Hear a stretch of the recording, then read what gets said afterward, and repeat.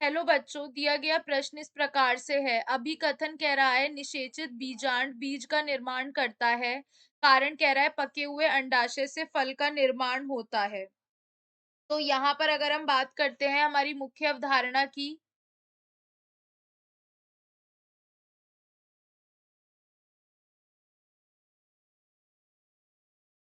मुख्य अवधारणा है निषेचित अंडाणु।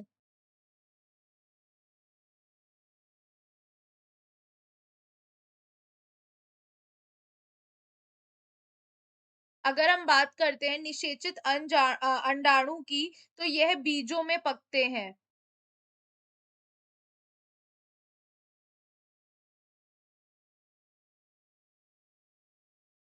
यह बीजों में पकते हैं। बीज फलों से ढके रहते हैं और जो बीज होते हैं उन्हें कौन ढकता है? उन्हें फल ढकते हैं।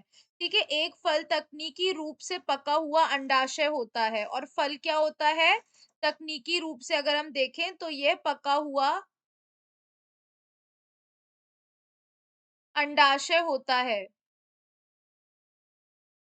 पका हुआ अंडाशय होता है। जिम्नोस्पर्म में बीजांड होते हैं लेकिन उनमें अंडाशय नहीं होता। तो अगर हम यहाँ पर देखें, सबसे पहले हमारा जो कथन दिया हुआ है कि जो पहला कथन है कि निषेचित बीजांड बीज का निर्माण कर रहे हैं, तो यह बिल्कुल सत्य है।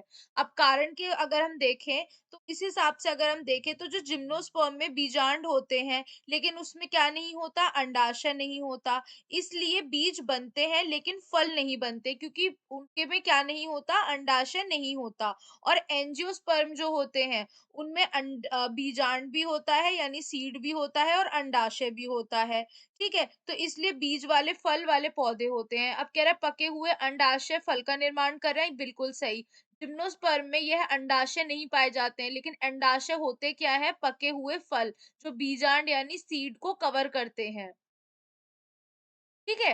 तो यानी ये भी करेक्ट है। लेकिन दोनों का आपस में कोई वो नहीं, कोई ताल्लुक नहीं है। तो इसलिए हमारा उत्तर क्या हो जाएगा? बी हो जाएगा। तो इसलिए हमारा विकल्प ब सही उत्तर है। आशा करती हूँ आपको समझ में आया होगा। धन्यवाद।